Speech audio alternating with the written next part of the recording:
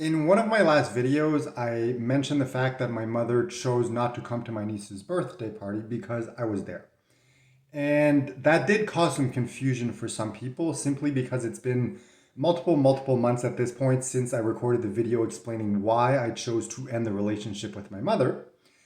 And also because I never took the time to explain the history between us and what led to me actually making that decision. So I thought I'd record a video going into detail about that. That way people can understand exactly why I chose to end the relationship with my mother. So let's start back at the beginning when I was, or you know what, before that, let me explain who my mother is. Now, this is my perspective. I have no judgment, but this is the most objective description of her that I can give. First of all, my mother is a conspiracy theorist. Always has been, always will be. That means that she has very strong opinions that usually differ from most people, including in general myself. Second of all, she was a teacher for a very long time and has maintained that teacher personality throughout her life, which means that her default is, let me explain to you why I'm right and you're wrong. Combine that with the conspiracy theory, and you get someone with very powerful opinions that differ from most people's beliefs and a deep, unending desire and need almost to convince everybody around her that she's right and you are wrong. That is at the core of who she is, and I've learned to accept that. I don't hold any resentment or anger at this point, but I did in the past. And the reason why was because when I was a teenager, I was around 15 years old, she decided to leave my father, which in and of itself is not that unusual. A lot of couples split up, which is fine.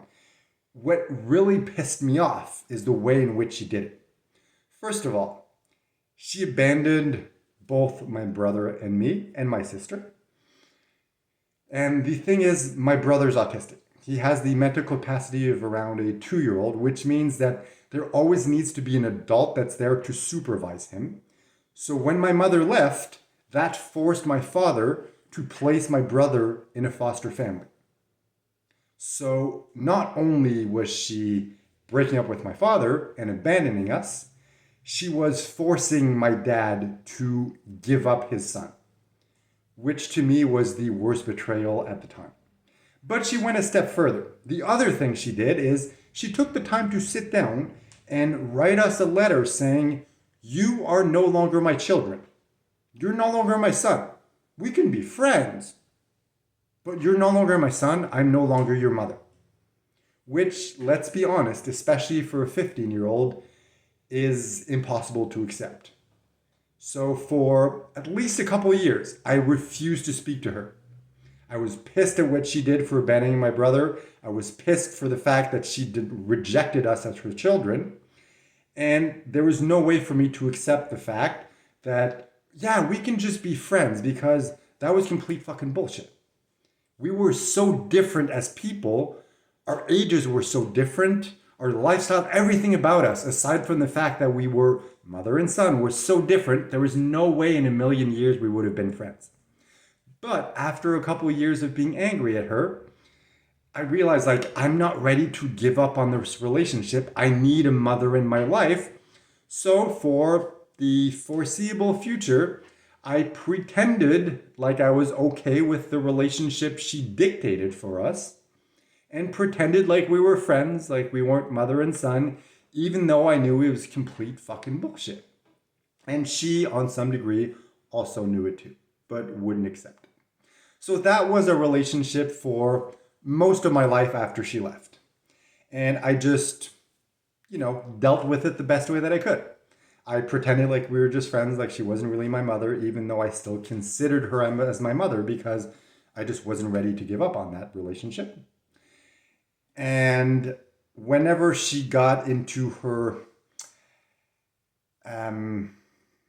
beliefs, or in that mode of hey, this is what I believe, it's really intense, I know you don't believe it, but let me convince you of why I'm right and you're wrong, I just went in this mode of, all right, let's let her talk it out And then when she's done, we can go back to having a normal conversation. And that was a relationship for most of my life after she left. So definitely not the healthiest relationship, but I did what I could to cope with the situation. And I don't regret what I did, just like I don't regret everything that happened in my life, both with my mother and everything else. So that's kind of the history of our relationship. With time, eventually, a year ago, got diagnosed with stage 4 cancer and everything. And the thing is, her perception of disease is very different than most people. She believes that all forms of disease are the body's way of getting rid of the stress caused by whatever trauma initiated that disease. So basically, there was a trauma in my life so intense that when my body released that stress finally in the form of cancer, it did it in the most extreme way possible, in a stage 4 cancer way.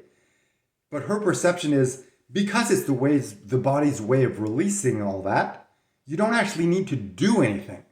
Because by that stage, you've already released whatever caused the issue to begin with. So you just need to wait and everything's going to be fine. So that's her perspective.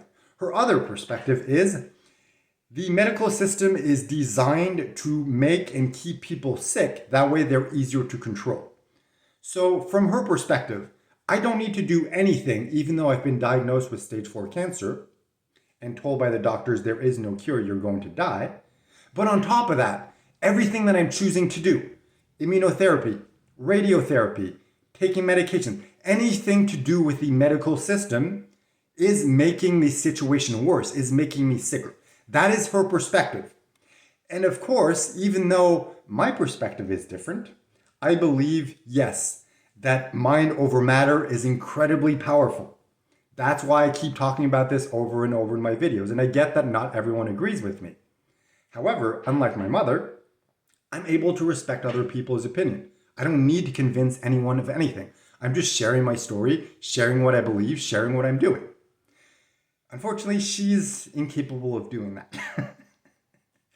So upon realizing that, and it took me a while, and if you want to go back and watch that initial video that I created explaining exactly why I chose to end the relationship, you can get all the details there. I don't think it's necessary really for this video.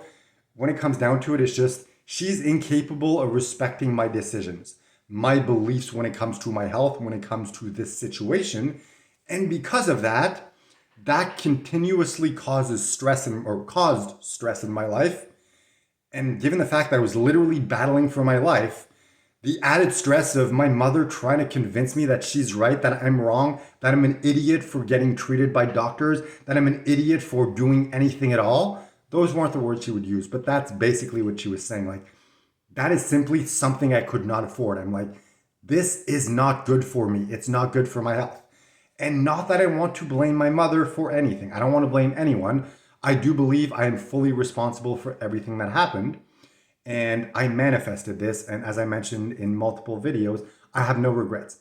But I do believe that everything that happened with my mother when I was young, throughout my life, our relationship and everything, did play a major role in the chronic stress that I have, which is one of the major contributing factors, in my opinion, that caused me to get stage 4 cancer. So just to be very, very clear, I do not blame her. I have fully forgiven her for everything. I hold no anger, no resentment towards her or towards anyone else. It's just ending the relationship between us was what I needed to do for my own health, for my own well-being, for my own survival.